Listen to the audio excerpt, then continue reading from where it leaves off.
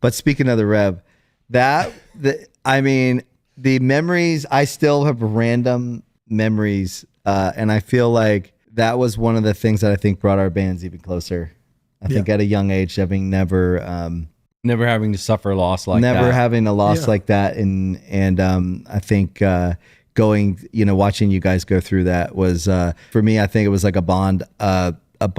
It's just something that just like really bonds you. And I was telling my wife a story like maybe like a month ago, just random thing popped into my head. And I still laugh about it.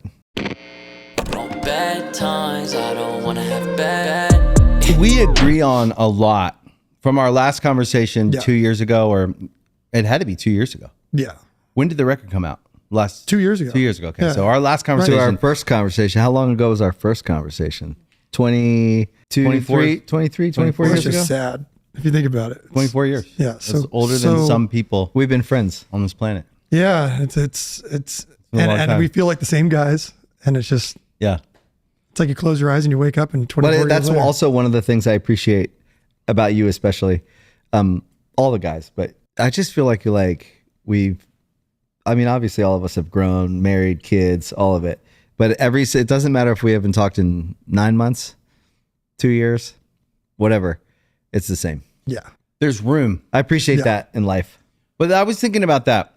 First of all, I said it on text today with all three of us. I said, it's a miracle that the three of us could get together. You're busy not only being a dad, having a family, running one of the biggest rock bands in the world, but also building businesses and doing all the things. We're doing the same things. The three of us getting together and actually being able to take the time, not that we don't get together or talk, but to actually film it, take some pictures and memorialize it for the world. No one thinks to do that most of the time, but for us to be able to do it is special and kind of a miracle that we could all make our schedules work and do it. But then what I was thinking about was, over the course of our relationship, a similarity between all of us and our bands as people, aside from having some values as people, like being stand-up guys. I'd say everyone in your band, everyone in our band, like all just decent guys. Yeah. Decent? No, like good people. You know what I mean? Yeah, I get it. But the idea that we're stronger together and we pool resources and we try to help each other figure things out is a good idea. But it's very hard to execute on that when you think about bands as different organizations, companies as different organizations, and then people as different organisms. Actually putting that into action takes a lot of goodwill, self-confidence, and understanding of the imperfection of it, like the chaos of it is. When I started this podcast, you came in, no questions asked. You sat down in the chair, not knowing, what is this thing? Does it have legs? Will it become? You just did it because you could contribute you contributed to it. Like you put a brick in the wall, right? You helped push the thing. And you've always done that for us as a band. But think about, if we zoom out, how hard it is to get anyone to see what you're doing and then contribute whatever, right? Whether it's retweeting you or actually coming on and filming, whatever it is, it's a contribution. I always take that so seriously because as entrepreneurs, we know how hard it is to get anyone to go like, oh yeah, like tell me about your thing. Let me see if but finding ways to contribute to each other's worlds with no real understanding. It's not a transaction. Yeah. It's not like there's a payoff. The payoff is that we all succeed in life and we continue to all rise, and we kind of all rise together somehow. I believe that, but also individually, your success is my success. Like when you're more successful, I know the guy who's more successful, and I can get on the phone with you and ask you, how did you do that or whatever. But like, I just think when I zoom out and I think about our relationship, aside from friendship and history, just knowing each other, you're on a very short list of people who aren't asking, well, you're not transactional. You're not trying to make a deal, not trying to do that. You just jump in if you can. If you think I think I can contribute. And if you can't, you say it. And there's like I just think our relationship is rare. There's certainly it's easy. And I find that like the list of people in my life that like see me and believe in me, it's a short list of people. I think also too, I think you're able to have the closest, most long-standing, easy friendships, think about it, with people that don't need anything from you. Yeah. Yeah. So that, like, you know what I mean? Like, like if you have friends who you're always having to solve their problems, it's like tough. It's tough to have a close relationship in some ways. We don't have to rely on. I also think the thing that I will always say that I always feel like why, us and our bands always have had like this like sort of like long-standing bond that doesn't require maintenance is I think that both of our bands have always operated from like a place of abundance. In the rock world, it's very rare. Like you always kind of have the vibe in the rock world where like if you're winning, then I'm losing. Right. Or if you got that, I didn't. And That's I not just actually think the truth of life. it's not the truth. It's not the truth of life ever. And that the sort of that I guess you call it the abundant mindset. Like it's that there's really this world. There's so much. There's like if you win, I win. And I think that like for whatever sort of like natural instinctual reason, all of us just sort of like saw the world that way, operated that way. So there was never anything where it's like if you said no to something or I said no to something, it's never ever been feelings hurt because it's like all of us are just moving and all of us actually, it's that thing of like being able to have friends who don't need anything from you. Everyone knows all of us have families, all of us have shit going on and everyone respects that. So it's kind of like when this is nice when it does line up and we can do stuff. I think that it's always a pleasure because of that mindset and because of that, I think that natural, just like, I think disposition. Yeah. I also think that, from day one and then everything from, the way you guys see the world and try to solve problems, right? That's what you guys did early on. And it was outside of Good Charlotte. You use that as a place to get somewhere and then you can start solving problems that are, with Veeps and all these cool things you guys have done. It doesn't matter if I'm doing one thing and you're doing something else. It's the same mindset. Yeah. Of like stirring up the pot a little bit, not being Disrupt afraid, a little bit. not being afraid and also knowing that everything's not going to work and we don't judge each other on successes or failures. It's just that we're out there trying to mix it up and make the world better for artists, right? It comes from a genuine spot. Always. And you need people that get into a place of power or a place where they can kind of move things because of the weight of whatever their projects are, whether it's Good Charlotte or Avenged Sevenfold. And you can move people into a direction that is healthier, whether it's through streaming, the Veep stuff and the video stuff, whether it's through bit flips and blockchain. And these are things that we've all dabbled in with each other and talked to each other. But you guys go hard in one way, I go hard in another way. And then at some point, we just have a lot of respect for each other's, obviously musicality and the music. Yeah. And you're right. It's easy. You want relationships that are easy. And time. When you were talking about it, I think the biggest thing is that, you don't need to call somebody that's not me, an assistant or a manager, right, and try to get things done. Just call Matt. Right. And I don't need to let anybody in my life know what I'm doing. I'm just going to do what I'm going to do. Yeah. I'll let you know later if you need to know about it. Right. Yeah. Like I will probably let management know at some point that I did this and shot something so they should look for it. We always say, listen, by the way, but here's the Revolver cover coming out. but also that this is the thing is the three of us are very similar. We're unmanageable. Yeah. You can't manage us. I know. But we need teams. Well, we need teams. We got to build We need teams. teams. So we Yeah. find the teams that can tolerate who don't have ego, who don't need to be the man. Yeah. Those are the managers that get on my nerves, the gatekeepers that need to be the man. Right. Guys who could sit at the table with us and talk things out are the guys we need to work with. Yes. Well, and that's the thing that I think like we've all had the spirit of, because naturally by trying to make things better for artists, that's just weirdly, it sounds really weird, but that's disruptive. Right. Totally. Like it's weird that that's a disruptive. That's disruptive. It's so crazy. And naturally, like all of us, like like maybe we leaned a little more punk or a little more pop punk. You leaned a little more metal, but all of us like we're just like disruptive. It all came from punk, and we're all on Warped Tour together. I mean, that's our ethos. When we went over to Ozfest, there was the main stage and there was a side stage. We played Warped Tour for 4 years before that, and we were getting hazed. And we had friends everywhere and everyone was cool and everyone was equal. And it was a different thing. And so when we went over to Ozfest, we had the ethos were already firmly in place from, our forefathers of punk rock, right? Which at the time were poser punks. It was the NoFX and the Bad Religions. It was, well, this isn't Exploited and this isn't, the Damned or whatever. But for us, that was what we grew up on. And we were learning from those guys, and everything was equal.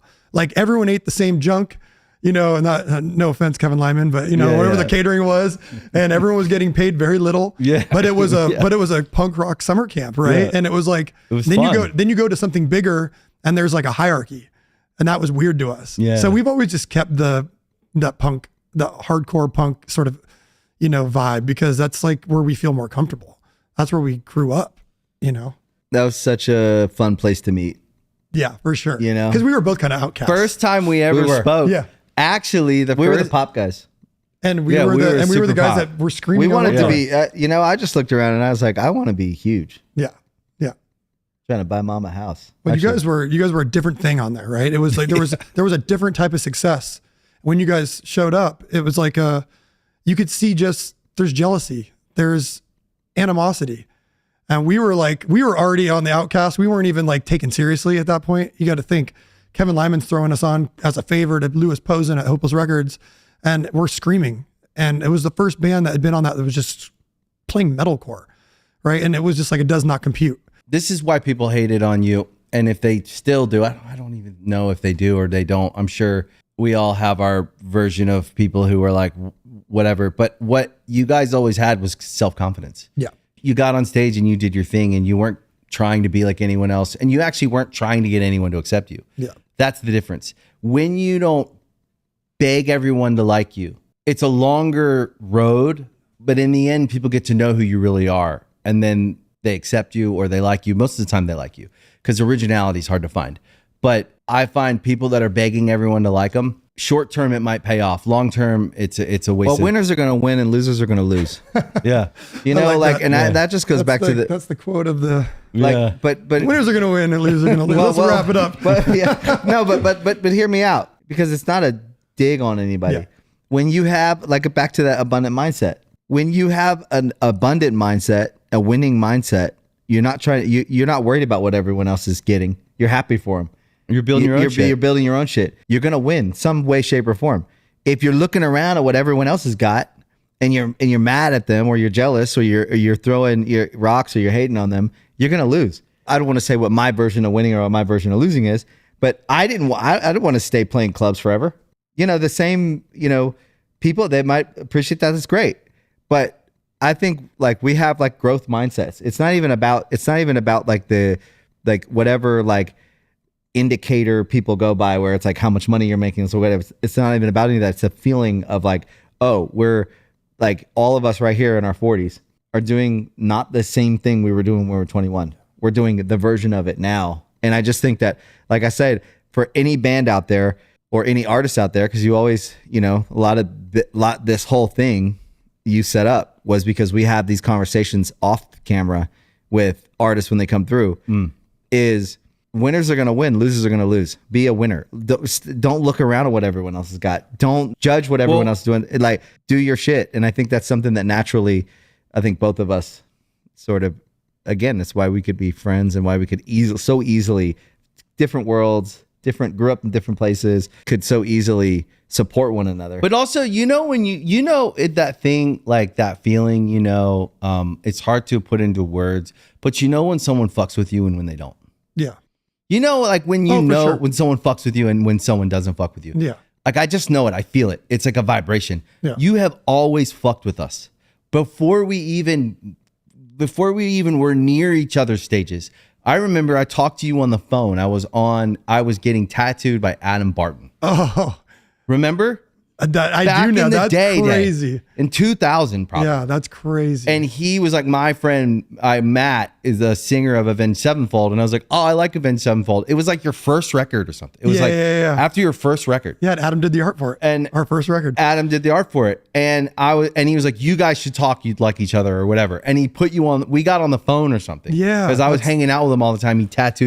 He did both my arms. Yeah. And Adam's funny. He's crazy. But hardcore guy, was in a band himself. What was the name of the band he was in? He was temper. I don't know if he was in it all the time. Anyways, you got on the phone with me and you were nice. And I just knew it. There was no guard up. There was no too cool. There was no whatever. Yeah. And it was just like, I was at a time where we were like trying to make our way. We were touring. I think we were like touring with MXPX at the time or something. And like, I was already encountering the reality of life versus what I thought when we were back in Southern Maryland trying to make it. Yeah. When Never I thought having met anybody. everyone's going to love me. Everyone's going to celebrate Yeah, when yeah. I make it. And we got a Oh, record yeah. deal. And then we were on tour and we were encountering like, it was a cold water in the face Yeah. for like the first 2 years of being in the world. In band world. And so we were on the phone and you were cool as shit. You were nice. And I knew I liked you. And then we got to meet each other for real and all that. But like, I knew you fucked with us.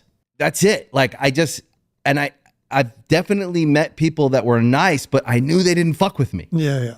It's hard to explain. I can't explain it, but you just know when you find your people. Yeah. I'm definitely drawn to things that are like unique and stand out, right? And Good Charlotte stood out, not only for the music, and I always go back to the music is really important, right? It's like, you can tell these are good songs. This means something, right? And then there's like the whole thing on top of it that just feels, looks, and just, it's different, Yeah. right? And even as I'm older, I'm just drawn to things that are original, that sit outside the sort of box of what we're Wes used to. Lang. Wes Lang. Well, By the way, and- that jacket's sick. What's Yeah. It's sick. Like the Wes Lang stuff is yeah. sick. So this is like an Amiri Wes Lang collab, and Wes I met from you guys. I met from Wes from you. Yeah. But the thing is that originality meets originality where it's at. And Wes Right. wouldn't just do someone's. No. Oh my God. No. So Wes was a hard. Yeah. He's He's an artist. but it makes it so much better, right? Like So much better. You know How many years did you talk to Wes for? You guys. Every year that I met him, like 7, 8 years, And by the way, and it was always no. Because it's either the Grateful Dead or nobody. Right. And he did the Grateful Dead and that was it. Like, Right. and even that was short. Like he did the special whatever. y'all are the new Grateful Dead. Yeah, exactly. That's what I'm saying is it sounds crazy, but Avenged Sevenfold, when you think about cultures and cultures that seep out, because you could say metal or rock and roll, but at the end of the day, it's a live music culture. Yeah, I can't even say those words anymore. I just Right. don't even know what to describe. People go, what are you? When I say metal, I feel like I'm cheapening us, and not to cheapen that genre. The genre's amazing. Yeah. But I just think it's we just do something a little different now. You can't box it. No, you can't box it. So to me, it's like the fact that you guys collaborate with Wes Lang says everything about where the band sits in the kind of timeless music culture of music and not putting it in a box. Yes, there's some metal, there's rock and roll, there's also a little bit of country, there's a little bit of everything in there because it's just music. Yeah. Someone like Wes, I didn't look at it as like it was going to help us in any way other than I love his art so much that I wanted to introduce our fans to that. And I wanted to be represented by, like when I first saw his stuff, I said, I would do anything to have one Avenged Sevenfold shirt with a piece of Wes Lang's art. Right. And now we've got a full album cycle and the guy is the best. We love Wes. Yeah. But I love that he has this. He loves it too, by the way. I think he does. Yeah, he does. But He I loves music. I know he loves music. His ability to hold a high standard for himself for his whole career is what made it so attractive to me, right? To like want, and that's what I like. I like when things are outside the box, they're unique, and they play by their own rules. I think you guys have done that. I think there's a very few handful of bands that do it. And you're right. There's a bunch of artists that are playing Chase the Ambulance, right? What worked before, and Great band name. and all you do is the local trend or the current trend. You're always a year behind. Yeah. So I don't know. I'm just drawn to it. And I think that, you know, as we've gotten older, I don't even know, like what you were talking about with, it's funny because we wanted to be the biggest bands in the world, but we went the exact opposite way about it. Right. You would think how do you become one of the biggest bands in the world? Oh, you do the things that all these other bands did. And for some reason, our bands did the opposite, which is how you kind of get around to that point. Right. Which is, I don't know what was, it's just something inside you. Maybe it's like that punk rock rebellion of like, I'm not doing that because everyone else did that. I don't know what it was. I can't even get inside my old brain and what I used to think. But I do know one thing Avenged Sevenfold always did is we did the unexpected. And we were completely unapologetic about it. And I'm so grateful now being 43 years old that every one of our records are like this little time capsule of doing something that was not popular at the time, but they all came around at some point and were able to be respected because they're just unique to that time period. And I think as you get older, you just have to keep pushing even harder, because it's so easy to kind of fall back on 8 records and go, oh, well, like Ryan Downey told us this, you guys have had every opportunity to be boring and you've rejected it. And I think, rewriting something or treading those old, roads that we've kind of built just isn't exciting. Yeah. We just want to be excited. Like I want to go do things that just make people scratch their head and they go, maybe I'll get it in 5 years, maybe not. But the band was having fun. Like they want to be here. We all know touring, doing the records, that can either be awful or it can be the greatest thing, the greatest life experience. It just depends on your mindset and how you set it up for you and how you want it to be. Tour the way you want to tour when you want to tour, make the songs you want to make, record them the way you want to do it. Be where you want to be. Be where you want to be. That way, whenever you're there, you really not only do you enjoy it, but everyone else there can feel it if you want to be there or not. Yes. And there's a vibration that happens when someone doesn't want to be there. Right. When someone doesn't fuck with you. Yes. There's that vibration as a singer when you're having a bad night and all I want to do is get the hell out of there because this is not working. Yeah. Then there's the nights where it's on fire. Yeah. And I know that there's no way I can fake the bad night to be a good night. Yeah. A better pro probably could.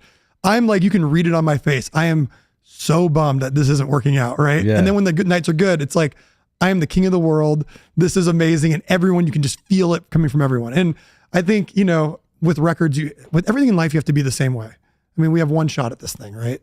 And just, you got to try to be happy and be creative. And I think through the years, I think it's interesting too. It's like where we've come to at this point, and why would, the editor of Revolver call us and ask us if we all want to do a cover. It's interesting because if you looked back, I don't know, 25 years ago, it would never happen. But we've all three of us sort of with the same mentality and just not really giving a fuck about anything other than just forward progress in life, period. I think that even goes through to like our like just journey as like men and wanting to be like good dads and wanting to be, that mentality is the same in our music. We've met, I think, at a very interesting like point now, like with, and now when you think about music, like there really isn't, the genres are not as, they're all defined. They're not defined, and I think that like, that's something that I just love to see happening. And I think that, sitting down today, it really sort of like captures that, like, if you look back 25 years to now, I like to think that all of us of that mentality, we're a part of helping evolve that. 100%. And also helping for the bands that are getting started right now. Well, also, I was just thinking about it. I don't know why in my head I had a picture of a table of guys who could sit here and all contribute to this conversation. And a few guys came to mind. And I was wondering if you guys had any other people that come to mind. But in my mind, there's guys that come to mind. Sam from Architects could sit at this table and have these conversations. Noah could sit. Yep. Noah from Bad Omens could sit at this table and have these conversations. There's a lot. But I like giving credit out there to other guys and bands that I see being themselves and doing interesting shit on their own terms at their own pace. I think Poppy sits at this table. Yep. Easily. I think we're very lucky to be surrounded by people who are a lot like us, like that they see the, like, you have to make your own way. The sooner you make peace with that in these creative endeavors we do, bands, businesses, right? Like with Bitflips, you didn't ask anyone's permission. You didn't go around and try to get someone to believe in you first. You just started fucking doing it. And then you were finding people that understood it and bringing them on and like building this team. It's very hard. It's chaotic.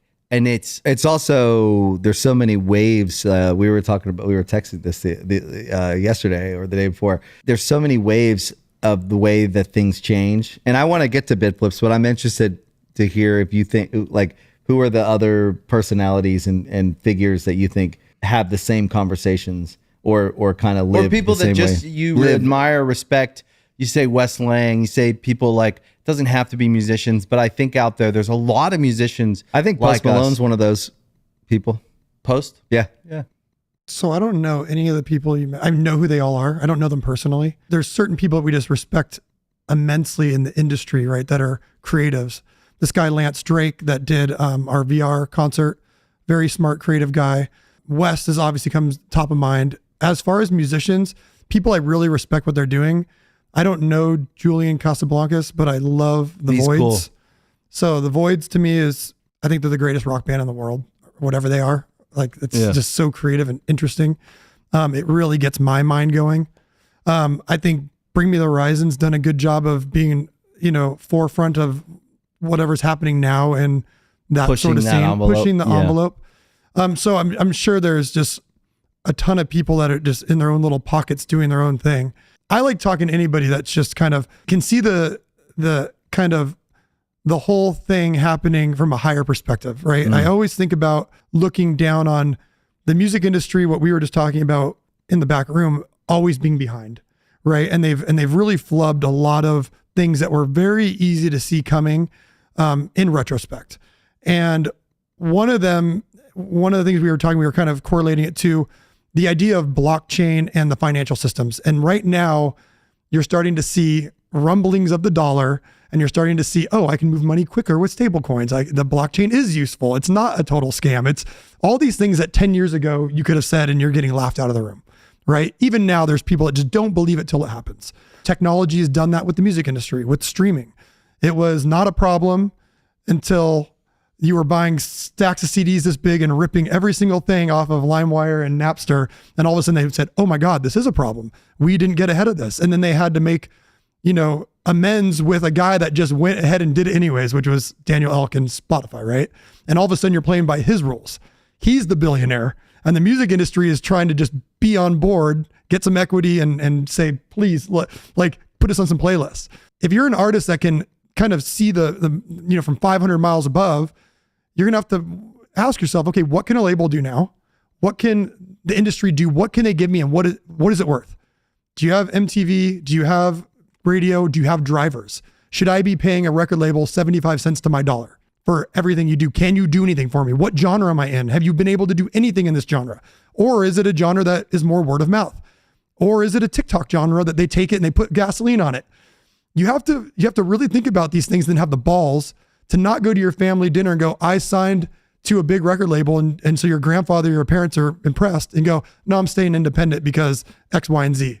Right. I understand it. But there's the big dick play where you want to go, you think you made it because you signed it. It's validation. But you have to ask yourself, do these people even know what the fuck they're talking about? They don't.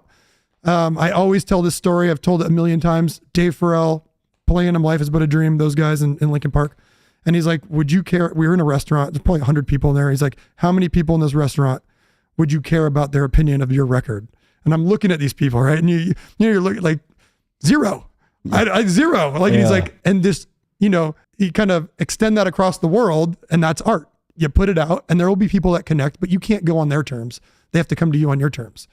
And so I think the biggest thing with musicians is teaching them that yes, you may not make it, and maybe you will make it, but you'd rather fail on your own terms than fail in a system where they shove your record into a back room and it never comes out, or they do some stupid edit, or they tell you to make some stupid music video and you don't back it. And all of a sudden you're in a situation where you failed because of these people's ideas that have nothing invested in you other than, can we call our shareholders at the end of, the quarter, and did we make money or not? But also winning, if you win that way too, right? You feel like a fraud. It doesn't mean that there aren't people that will contribute good ideas that you'll back. That's different. If you go and put on a birthday clown costume and you go and have a hit song, and then you got to wear that birthday clown costume. No offense to the birthday clowns out there. No offense to the birthday clown By the way, circuit. the guy with the birthday clown, idea doesn't have to wear the birthday He doesn't have to wear it. Yeah, or the clown outfit. Yeah. And all of our dumb costumes, we always came up with ourselves. That's why they were so fucking cheap. There you go. Like the I Just Want to Live video, we threw that together the night before, remember? Yep. That was fucking crazy. By the way, crazy outfits are in the spirit of rock and roll. I mean, I remember when we were just trying to outdo ourselves on stage. Yeah. Like, I bet you won't wear that. Yeah. I bet you won't wear that. And that's fun, right? That's different. That's not a label telling you like, hey guys, Here's the put some glitter on your chest. Yeah. Yeah, it's the motivation behind it. Right. I think it's just the thing that people connect to is if you're being authentic or not. Right. If we looked stupid, 20 years On ago. our It terms. was on our terms. That's right. Yeah, that's That was right. my decision. Yeah, that was my decision. That's right. Yeah, It's funny, you know, but Sparrow, yesterday we were riding in the car and he goes, out of nowhere, he said, you know that if you Google Liberty Spikes, Uncle Benji is like half the page. That's awesome. And I was That's like, great. he's like, where did he come up with that? And I was like, he just liked punk music. Like Liberty Spikes is an old thing. It's as old as punk. And he's like, really? And I was like, he's not like versed in punk as much. And he's like, really? And I was like, yeah. He just like, he's a fan of punk and he's listening to punk and he did the Liberty Spikes. And it just so happened that they got a picture of him. Yep. And he had Liberty Spikes. or like 50 pictures. Yeah. For like, you had Liberty Spikes for like a year of Yeah, your like a life or whatever. cycle, yeah. And So you're using Knox gelatin? Oh God, I else? was using Aquanet. Okay, I would use Knox gelatin. It was like a rock. Like I had Liberty Spikes for a while, and I remember going downtown with my parents, and they hated the look. Right, it looked loud. And I like have acne, and I have Liberty Spikes, and we get in an elevator with this couple, and this guy's like, cool hair, right? And I thought he really thought my hair was cool, and I was like, see, Dad, and he's like, he was making fun of you, and I was like, oh, but yeah, Knox gelatin, because what would happen, you put the jello in your hair, and it would make it hard as a rock, but then it would give you more zits. Yeah. And so, that was. Oh yeah, and you'd have to leave it if you wanted it, like on tour, when you're especially. trying to sleep. Like, Oh, you would leave it for. I was there, man. I remember a Warped Tour where I didn't shower for 3 weeks. It's pretty cool. And it's I like just rev numbers. And I just no, but I did do like outdoor. I would like freshen up, but like I didn't shower. But speaking of the rev, the memories, I still have random memories. And I feel like that was one of the things that I think brought our bands even closer. I think at a young age, having never having to suffer loss like that. Never having a loss like that. And I think going, watching you guys go through that was, for me, I think it was like a bond. It's just something that just like really bonds you. And I was telling my wife a story like maybe like a month ago, just random thing popped into my head. And I still laugh about it. The conversation me and Jimmy were in Vegas, and there was some big shot there, and he told him, guys talking. It was like owned like some like half the radio stations in the country or something. I forget. I can't remember. Who it was. Important guy. A very like anyone else would have been like, oh, I'm sitting next to this guy, and we ended up there randomly, and he was going on and then and I'm kind of like more diplomatic, than Jimmy was. So I was like, I was just like trying to be nice, and I was like, oh wow, cool, man. It's going That's on. a lot of radio stations. Oh yeah, yeah. And then you must be really rich. the guy talking, and Jimmy just looks over and goes, "I'm gonna kill you." Not today. Not tomorrow. And he had had a few drinks. So he had that little like little swagger. He was like, not tomorrow, but one day. So good. One day. He's so funny. He was just kind of shaking his head. He was so one day I'm gonna kill you. 101, dude. Oh my God. And the guy didn't know what to say, got up and walked away. Fuck yeah. Yeah. He saved you guys. And we just laughed. That was, like his way of not dealing with bullshit. Next record didn't do too well at radio, but we were banned on half the stations. no, it was funny. Oh man, just random memories. But it's having history is like you can't pay for it. No, you can't. No, you were there. Can't buy we were it. there. Right. We were there. I remember another band that during that time, like we were really close with Mike Hem, but they came to my house after Jimmy, and I remember just sitting with all those guys. They stayed with us for like a couple days, just hanging. And it's like you really realize your friends and the people that he touched, and you hear all these stories about all these conversations that happened that you never knew about, or these moments. And yeah, it's always, it's hard. It's nice though that's what we are, humans that kind of, you rally around people that when at your wedding. shit happens. At your wedding. Yeah. Oh yeah, that was great. Yeah. That was great. It was like 7:30 in the morning, and me and Jimmy were the only ones in the pool. Just like the two of us were just like, what do you want to do now? At least we have great. video of him at the wedding, and that's his beard was like, he looked like a full on homeless person. The Rev. Great. The Like Rev, the dude. Rev. Yeah. Legend. Had a very low tolerance for bullshit. Yes. Yes. Was just as funny as The could cutting be. look if he didn't vibe with you. If somebody was a liar, Yeah. if somebody was bullshitting, if somebody had, it's just like that guy, right? Yeah. Like he's flexing or whatever. He had a very like direct way of cutting shit off, or it's just like those people that are. It's like I don't know. It's like a purity or something. It's like get the fuck out of here. Yeah, totally. But there's a very like childlike pureness to it. Yeah, For it's sure. a pureness. It's there was a funness to it. Yes. Because he was the best, and then you have those moments where he's on your side, so you think it's great. Yeah, he's You're on like, your You know side. what I always Yeah. found interesting about you guys is like somehow in the world you're an incredible singer. I love your like not just your voice, not just the soul of it, but actually the technical stuff you do that like you make look easy, but it's actually like I'll try to imitate it when I'm singing along and I can't. But then the other guys like The fact that me, Brian, and Jimmy grew up in that little met same when you're crazy. kids. I know. The And fact that that's like I would put you guys up like if we went to categories and just like went 1-to-1, right? pound for pound. The pound could for just- pound, one player at a time. Yeah.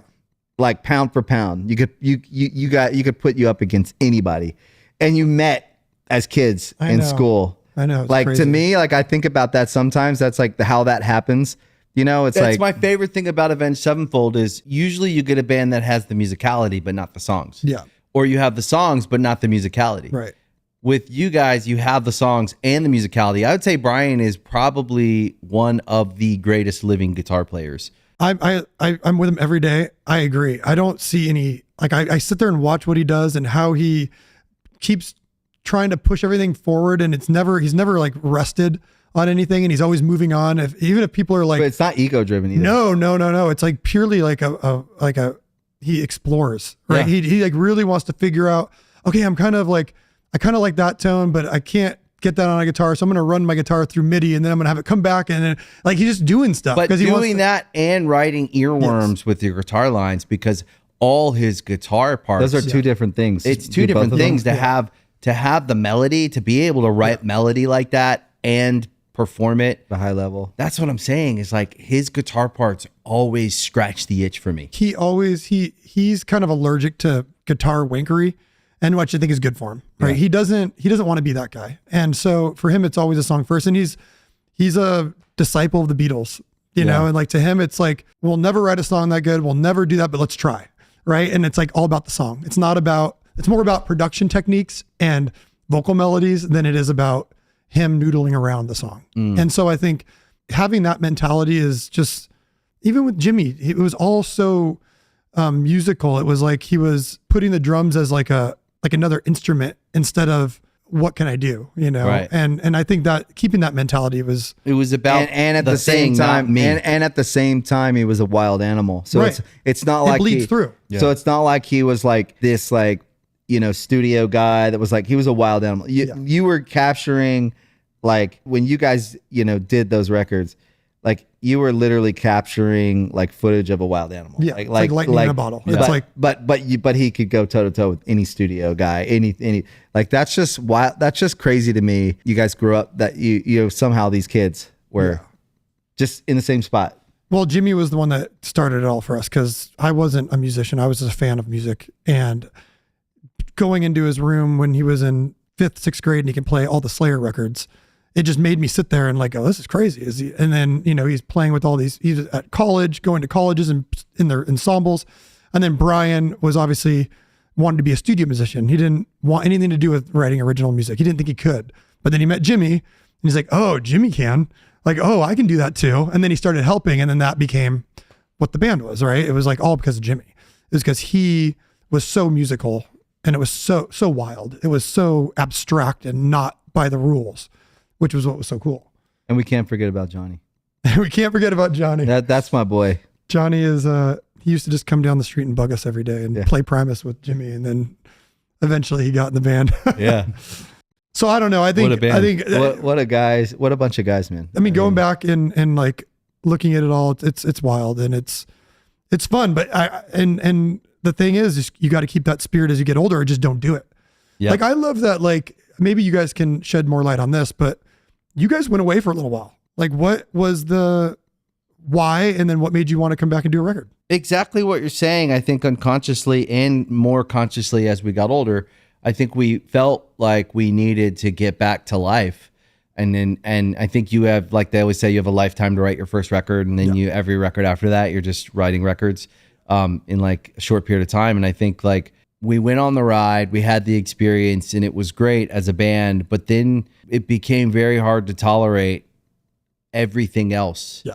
And I think we refuse to submit to anyone's idea of us, anyone's rules, anyone's if you tell me to do something, I'm going to do the opposite.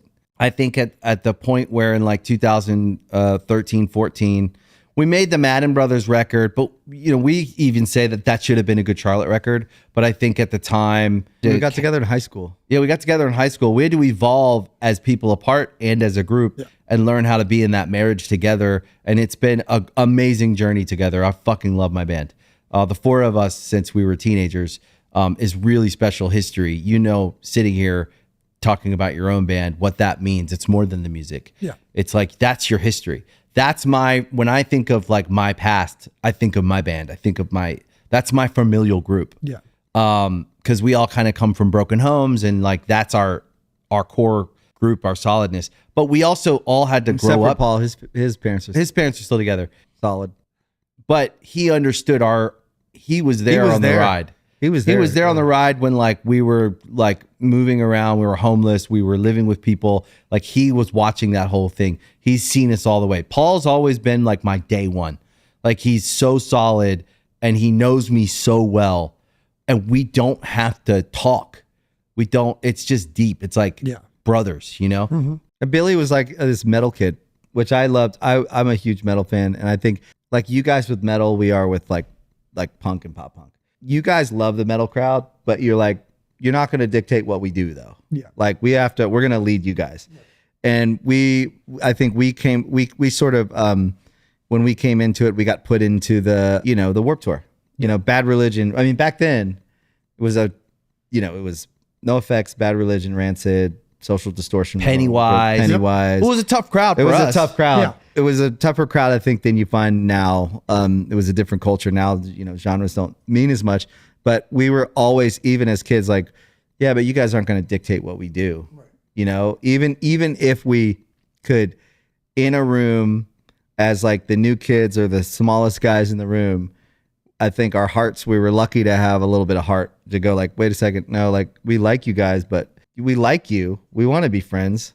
But we're not gonna back down. We're not gonna back down though, and you're not gonna dictate what we do. And I think that like we kind of balanced each other. Yeah, Billy was like, I think how I got into you guys was like Billy was like, I think was right off the bat introduced me to you guys and a bunch of other stuff. But going away, I mean, I think you have these long childhood friendships. I think we also needed to reclaim ourselves. I think when we got in the mix of everything in the business, I think the only mistakes we ever made was trying to please people. And sometimes you'll have like this big shot A&R guy who's like done all this stuff, or you'll have a agent or a manager, and you don't think of it when you're a kid that they just want you to do this so they can cash the check, get the commission, and you don't care about money, and keep the train rolling. And do as little, not have to deal with headaches of saying no to people, because that can be hard. So I think we kind of got caught in some places where we did some things that weren't authentic to us, but it was only out of wanting to be good partners and wanting to make everyone happy and just be like, and have a career. Yeah. And I think we were driven a lot of like approval. I think like whatever our self-esteem things, we had to go away and work out, like now in our heads, we weren't thinking they just got a $250,000 check. So they're patting you on the back. In our heads, they were like, you guys are hardworking, you're talented, and I think that was what drove us, was like, we wanted to, I think we really did want to please people. To this day, I think someone patting us on the back is the biggest reward we could get. But I do think that going away for so long was we needed to grow up, and we needed to I'd rather, if I go away and this thing doesn't last, it wasn't strong enough to last. If I come back and it's still here, then it's meant to be. And I really felt like we got to that place where we have the confidence to do what we want, when we want, on our own terms. You guys, I've always looked up to you guys for that way because it always felt like you were making... Never went off that path. It felt like you always made decisions, and I always admired that. And I tried to be that way. Like Ben said, I think we did in a lot of ways. At the heart of it, I also think we needed to become the men we dreamed we could be. Yes. You know, it seems like you guys coming back feels a lot more confident. And it feels like you could take it or leave it. Yeah. We might show up, we might not. If we're there, it's a big deal. Yeah. If we're not there, there's a reason. Yeah. Right. And it feels like, I always tell people this. I go, how can you write records back to back when your only life experience in between your last record and your new record is just being on the road? Is being on the road. There's nothing at that point. You're just moving chords around, and you're right. It's like, okay, there's going to be the same version of what it was. You have to. I always tell people, like, you have to, like, we felt like that before the stage. After the stage, we'd put a lot into that record. We took 7 years off, and it was every single experience was forming that next record. Right. And it wasn't, or you're going to get part 2, right? You go on tour for 2 years, you come back, it's like, all right, what do we write about now? And part 2 is not always bad. Not always. But you can't do part 2 every time. No. You just got to do it. If part 2 is what you want to do, then do part 2. I would say that this last decade, give or take, I arrived to, for the first time in my life, I think in the beginning, I was trying to make it for some major reasons. Number one, poverty, just to get to a place. So that was my original mission. Yeah. Was like, be okay. Then I discovered the art, and I actually like writing songs, and I actually want to be a good songwriter. Start chasing that, and I want people to like me. I had a low self-esteem growing up. I just had we had a little bit of a run. We always liked each other, but like we got picked on and all that. The 90s. You remember the 90s. I didn't get picked on. You were more of a fighter. But I got hurt a few times, but I didn't get picked on. Right. How we define picked on. It felt to me like I was being picked on. But I'd say the last decade was and credit to my wife, credit to my kids, credit to my friends, my community, of like finding my place in the world where I can stand by what I do and I don't give a fuck what anyone thinks unless I respect them and they have some valid feedback they want to give me. Yeah. That's different than a comment. Yeah. Right? The peanut gallery is a different thing than your friends going, "Hey, that thing you're doing, can I tell you what I think? I think if you did this or whatever." So I think I had to grow up because at some point in life, no matter what you've been through, like you said, last time we talked on this show, you said we're all dealt different cards. But at some point, you have to look at the cards and play the cards you have and make the most out of where you were dropped on this planet and what body you were dropped in. And you have to, at some point, stop going why and just start fucking going forward. And this is it. I get to be me. This is what I was. Take your karma. Like Right. your karma, not in the sense of like, if I do good, I'll get good. The karma of just like whatever reason I landed here in this situation, my karma is in this lifetime. I need to work on. I'm gonna learn this. And so the emotional journey, and anyone out there listening, I say this stuff really so that hopefully someone listening hears this. You are not helpless. You gotta fucking go forward and figure it out. I don't know what else to tell you. Shit happens sometimes, and we are all dealt different cards. I will give my sympathy for a second, right? And I will listen to someone and go, yeah, that's bad. Sounds like bad luck. Okay, now we just got to fucking go forward and figure it out. And I think we started doing that at a young age, but we didn't actually realize how powerful we were at that because we felt like we were surviving. But in our older age, we realized how powerful those kids were, that the same as your band, just start in your fucking bedroom and start figuring it out. No one gave you permission. No one gave you any help. You guys just did it and you didn't ask. No one's really going to say either. That's a great idea. And it's the same. Are you sure? No, Are you sure? yeah. Right. Are you sure you want to do that? It's the same thing you're doing with your businesses. And it's the same thing we're doing with ours. We're not trying to do anything other than what we think we should do because we want to solve a problem. Maybe we had. Right. And that to me is what we started doing when we started MDDN 12 or 13 years ago, or however many years it has been now. And so now we flipped it. We used to serve the career because we were afraid. If I'm not in Good Charlotte, do I mean anything to the world? Am I important? And I got over that. I was like, you know what? If I'm not important to someone because that, then I don't want to be important. Right. And I don't care. And then I started just doing shit that outside of Good Charlotte. And then I came back to Good Charlotte with like real love and appreciation for the thing the right way. Like, yeah, and I was waiting there for you. yeah. So let's talk about bit flips, because I think while we have everyone listening, I think again you're doing something similar to what we're doing in terms of just like you basically building something you wish you had. Yeah, I think that you need, and we're using it. We're using it. Well, yeah, and I appreciate it that you guys have confidence in trying something, because we all know trying new stuff is tough in this industry. But I think for me, it's when I see the hornet's nest of the music industry trying to figure out, what's going on and what the next steps are. I am super grateful that I live in a time where there is no like pure cut, path to success. There was a time when eventually we had our left foot in one way and the right foot in the other. And what I mean by that is we came up in 1999. You could still sell CDs. You could still buy space on the end cap. You could still get at least enough radio play to see if it, researched well. You could go into K-Rock and maybe get Stryker to play it. We still had a paper mailing list at the merch table. You guys were on TRL. You brought us on. You still had the ability to do things with a $500,000 music video budget, right? But at this time, what was happening was the whole industry was changing, not from the music perspective, but from a technology perspective. And technology at the end of the day is how we listen, how we adapt to what we're doing, how we view this stuff. So you have YouTube coming online, you have the internet being invented, you have, LimeWire and Napster, you have all these things happening, and the music industry did nothing. It sat there. And now we have a situation where everything has been blown to bits.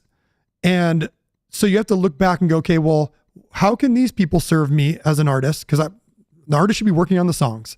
But once you have the songs done, how can this person serve me in terms of a record label or management or agents, whatever it is? And what do they deserve for what they can? And I agree with you. There are people you want to listen to. And I agree with like being a global brand like you guys are. Your band is global. Our band is global. You do need like actual people, like 1,000 people around the world pushing and working. Yeah. They're transactors. Yeah. And they're transformers. So they have to exist, and there's good ones and there's bad ones. There's versions of it. And I think the world is getting even less of that. I think it's getting so, not to use the word singularity, but the music industry is becoming so singular in terms of where you get it, where you hear about it, yada, yada, yada. So our band, because of a major label and because of being on record labels, and we give them credit where it's due in that time, it got us to a point to where now we can kind of take all the safety nets and the parachute off and go, okay, well, what is in front of us now? If I'm going to make a step from day one, how do I make that first step? And to me, it's looking at all the new technologies. Blockchain really stood out to me as something, because when I looked at the music industry, I said, there's a merch company that doesn't give us who's buying our merch. There's a record label who's not telling us who our fan is. There's Facebook, Instagram. They're not telling us who our fans are. In fact, they'll change the rules on us and charge us. That's how they make the money. I am the product at that point, right? They are taking all the money. Then I'm looking at ticketing. Ticketmaster wouldn't tell us who is buying all of our tickets. That's their customer, not ours, right? And then I'm looking at streaming. Well, who's listening? Well, that's Spotify's customer, and that's Tidal's customer. That's not your customer. Well, actually, if you look at it, all those companies are standing on the shoulders of artists. And so when I saw blockchain, I didn't think of NFT price go up. I didn't think of, Bitcoin. Obviously, those are different conversations. And we have, I wasn't thinking of all these things. I was thinking, these are pieces of data, the fan, and how do you make the fan's experience better while collecting that data and being able to reach out to them? So that you can super serve them. Well, and so also we're the only one, the artists in general are the only ones who purely, genuinely care above all 100%. About the fans' experience. Right. And we have none of that information. Yeah. Unless you get them to sign up on a mailing list, right? And then you're just sending them emails every once in a while, and it is what it is. So my idea with BitFlips was to make an completely comprehensive flow of everything a fan would do with an artist, listening, purchasing, going to events, all of it, and putting it on some sort of reward card, right? This is your user profile, you get rewarded. And then you'd go, well, Matt, how do you make their experience better? Well, it's easy. You give them your time, you give them access to the front of the line, which most of them want. You give them access to early tickets, and you give them ownership of all these things. Now you prove that you're a fan and you have ownership of whether you want to use it, sell it, or give it to somebody. And the blockchain is the only thing I've seen that allows you to do that. People can come at you all day and go, make your own database. Oh yeah? Well, how am I going to get the information from all these companies that are taking it from us? How am I going to have that user database and be able to give somebody something that's not like a user code and tell them that they can sell that? The person will steal it from you, take it from you, right? So there's all these things that blockchain, and we were talking about this earlier. All I've seen in the press for the last 10 years that I've been involved in crypto is how bad it is and how much it's a scam. Today, I'm starting to see all we were too late to the puzzle. Now you can move money around the world, and it's how it works. It's how it works. And all of a sudden it's oh my God, what were we doing? We weren't paying attention. And so I don't want the music industry to be, again, behind the times. And then all these new artists are going to come up and they're locked into shitty deals, giving 75% of their earnings away when the label really doesn't have the tools at that point to do what they can do themselves and give the fan a better experience. So that's the thing. That's what we're doing. Yeah. So, and that's why I love bid flips. And I think that the thing for every fan listening has to know, no matter who the band is, no matter who the artist is, 9 out of 10 of them have the same heart. You actually just want the fan, you want them to have early access. You want them to have a great experience. You want them, it's not a monetization, a money thing. It's an actual thing that it's like when you're in the studio making these records and creating this to share with people. It's like someone who cooks a meal and wants to watch someone enjoy it. That's the experience of an artist. Well, and let's be really honest here. That you go, where is the monetization for Avenged Sevenfold? The idea is that you made that amazing meal. Those people will come back. Yep. And they're going to want the next meal and the next meal. We want to make people's experience so good of being this fan that being a fan anywhere else is like, oh, why aren't they doing X, Y, and Z? Because they want to buy the merch. They want to rep it. They want to have their communities of people that outside of Avenged Sevenfold, they can go hang out with and meet up with. And it's the feeling that you get when you see a fan, a kid, someone who's grown up wearing your merch at an airport or an restaurant. It's the best feeling in the world. Is more valuable than any amount of money you could ever make off of selling that t-shirt. Right. Like, and that's the thing I think fans need to know is that it actually means like you get something from it that money can't buy. For sure. And I think that's what bid flips is. It's actually all the stuff you explained, I think, and articulated is important. It's going to work. Oh, there's no doubt. There's no doubt. It's going to work. It's going to be a climb. It'll be a mountain. It'll work at some point. If it's us or if it's not us, at least we started it. And I know that sometimes people are too early to things.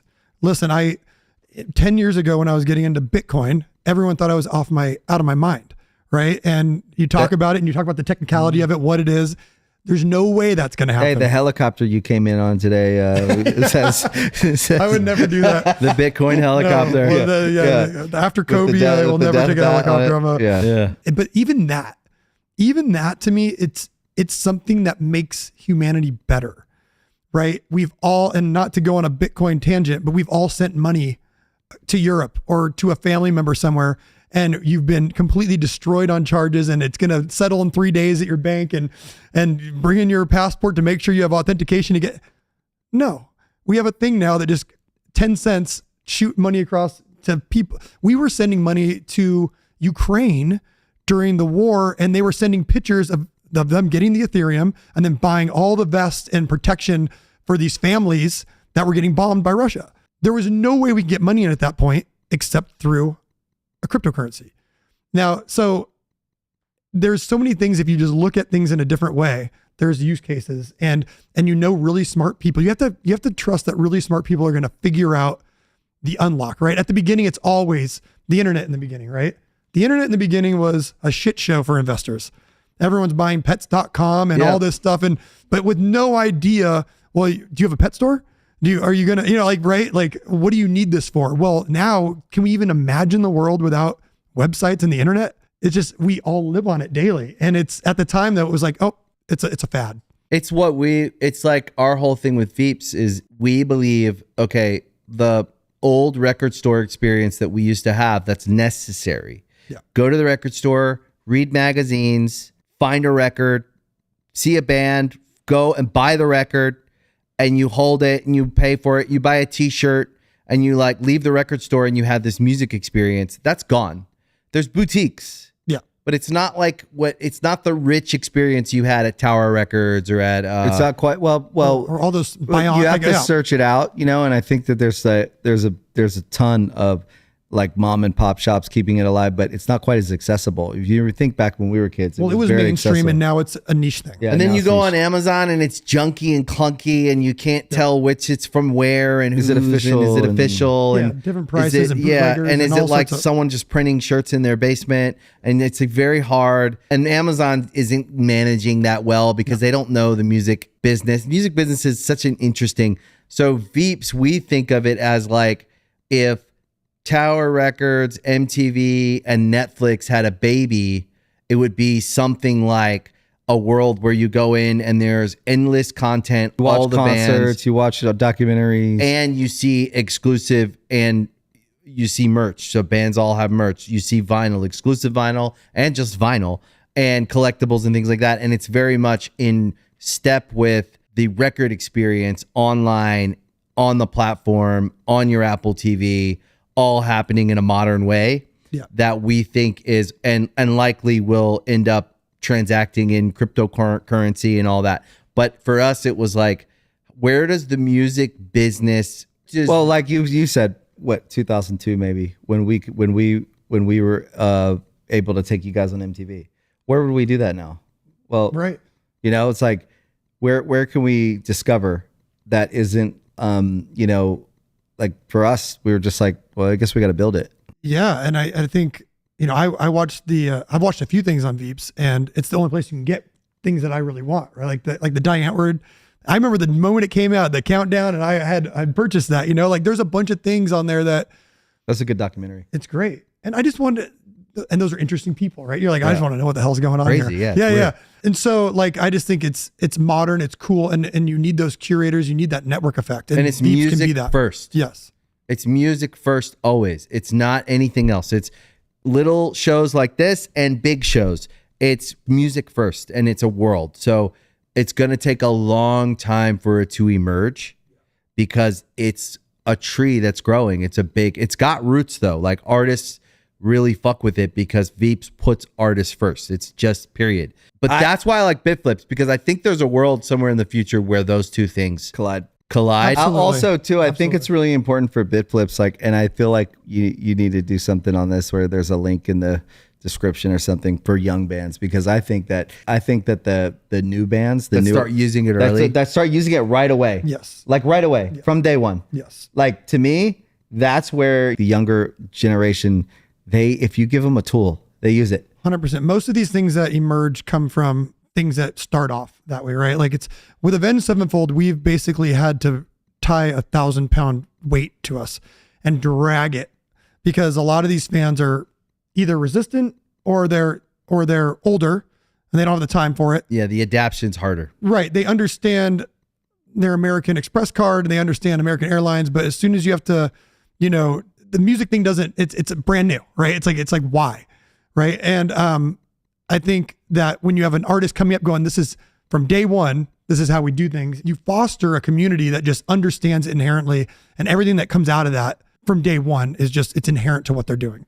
And that's usually what happens. It's like what they say, right? It's like the big companies, it's the innovator's dilemma, right? You have these big companies that can't move because they're so stuck in what makes them money already. And it's what the really smart people are working on in their basement on the weekends. That's what becomes the next thing. Can you imagine if we all had Bitflips from our first records? Imagine how big those user bases would be of like fans and how much you could super serve everything. You would have so many people. Think about all the email lists and different iterations and how many fan clubs we've all started and they've dropped and they don't work or this or that. The next 10 years is going to be about building and growing. And then at some point, you're going to have all these partnerships with all these institutions in different ways, right? Yeah. Because everyone needs innovation. And then at some point, whether or not you're bought by someone because not because you want to be a billionaire, but because the strength of together and the need to integrate is deeper than just a partnership, right? That's when a good sale happens. When they need what you do so bad, it just makes sense for this number of artists and everyone using it for you guys to integrate. That's probably the only situation where that kind of thing happens, or you just build an institution. But that takes a decade and a half, 2 decades, right? Yeah. But I know the reason I know you'll do it is why you're doing it. It's not about the size of the money. It's about the actual experience and the innovation. And every the real decision ones has do been it. towards user experience. And that's it. That's the key. Put that first, and it'll just keep being, and it'll be built by the artists that use it. Like Veeps, the early 7 years, it was built by everyone who used it. Yeah. They were like, this is broken. This doesn't work. We had a bad experience with this, but they believed in it, the idea of it. Is it easier to dream forward for something like BitFlips or for the band?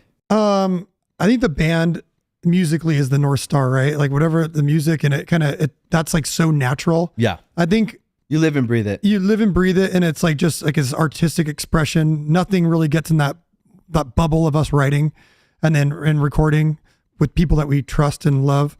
But I think the music industry has been the most shocking to me because I've talked to a million managers now that I never would have talked to. And the problem with something in the music industry is that you have to convince the manager who doesn't want to get fired and they don't want to do anything new because they can get fired. Too much work sometimes too. An artist who wants to complain but doesn't actually want to try anything new because they're kind of audience captured by their fans. The reality of the work they don't want to deal with. They just Right. want to complain. Right. You have fans that have heard so much bad stuff about this particular industry that they want to shut it down right away. So the artist doesn't want that backlash. And if the manager brought it to them, the manager's going to be in trouble. And then if you look at it from the label side, they played that game for a minute when NFTs were happening in 2001. And there's no one there really that saw it from a technical perspective. They saw it as how can we sell bullshit to people? Right. They didn't see the application. Well, and then think about how much they did that to people. We're going to sell you 2,100 records of our record on the blockchain and you all own the record and it's going to be $1,000 each.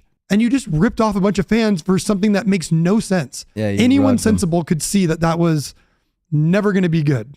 Right. And so now you have 4 groups of people that don't either understand it, don't want to lose their job, or don't want to try something new and are afraid because they've heard bad things. So I have like a multi-pronged battle going on. And so what I've done is just internalized and said, we are going to make Avenged Sevenfold's Death Bats Club and what we do so fucking good that it's just going to have to spread like a disease from the inside and bring people on like you guys and there's a few other artists we're talking to that can just handle it, right? And understand that this is new and this is going to be great and you're going to hear shit from the outside, but the inside's going to be very cool. And that's all I can do at this point because I can't go talk to these people and just have them give me the bullshit and then know that they're walking back in a room and they can be convinced within 1 second by somebody on their team that doesn't know what they're talking about. Yeah. I've seen it so many times now. It takes it's a just lot like- of guts too, because you go from having your experience in your band, and that's how you got into the music business, to doing something like this. And it can be humbling because people come to the meeting or get on the Zoom or do whatever, and it's like, Well, oh, it's the guy. Show me what you're working on, or but it's also it's the guy. It's the guy from Good Charlotte, or it's the guy from Avenged Sevenfold, and they can't see anything other than that. Right. And right. I think it takes. How do I make my money? How do I make my money? Let's zoom out for 1 second. I know we got to end this in a second. Zoom out for 1 second. Do you want an ecosystem that the fan and you control so passionately that these people are just diehards and you're making more diehards every day? You tell me how that's going to make you more money. No, I can't tell you how to siphon money off them from day one. No, I can't tell you to sell them a fucking JPEG for $1,000 and going to hand you $1 million check. But what I can tell you is how to build something so that in 10, 20 years, you have such a robust ecosystem that they are happy, you're happy, and it's just flowing in a way that is just very natural. Well, that's because we all think the same way. The money is whatever. It's a byproduct of things going well. Yes. If you build Disneyland, if you build your version of Disneyland, that's what all this is for me. Is like Or American trying Airlines, to, right? You're right. You're Just loyal. come into the world and experience. Yes. That's what Veeps is to me. Yep. It's a world that's growing. And every artist that comes in and starts to put their stuff in, they see it like it's growing. It's gonna take time. I think we're 10 years away from it being like a full grown, like that's what I meant. We might all be too early. Right? Yeah, we're always early. We all might kickstart something and then, it comes back. Think about all the startups and the ICOs, the NFTs, all those things that happened within 2021 to now. And now look at now. all gone. All gone because they saw it and it was too early. And it was about the money. And it was about the money of a lot of them. Yeah. Right. But there's a lot of things that have survived and the same thing's going to happen with you guys and us. And at the end of the day, I don't even care. Yeah. I want to be involved in it right now. I want to make my own little Compelling. corner of the internet that's like Way really cooler. fun. It's like an arcade from the 80s. Way It's cooler. like It's compelling. It's rad. Yeah, it's compelling. It's compelling, and I think that's the way to live. I think for anybody out there, it's like just do shit that's compelling. I think that you have to create music from the same place. 100%. If you create music thinking about the money, you're fucked. The music's always been easy, right? When you talk about like what's the easiest thing, the music's easy. I get with my guys and we just start Have listening fun. to things that we love. And we're like, what, this really blew me away, or this was really interesting. And we start like ideating. And then like you have no, I don't give a shit how many tracks are going to be on it, what that's all going to look like. I want to get our boy Wes Lang and be like, yo, here's some songs. What do we do? Like that's a creative process. And there's not one person outside of that band that has any say in it. Right. Yeah, and it's like, that's easy. Like that's the fun part. That's the fun part. Well, thanks for coming. Thanks for having me. I always love seeing you guys. Thanks to Revolver for the This cover. idea. Yeah, this idea. Great idea, guys. And yeah, thanks, Matt. You're awesome, bro. Yeah, you guys are awesome. Thank you. Thank you for listening to Artist Friendly. We really appreciate it. If you like the show, you can also follow us on Spotify. You can follow us on Instagram at artist.friendly. And you can watch us on YouTube and Veeps. Leave comments. I always read them. See you next time. Bad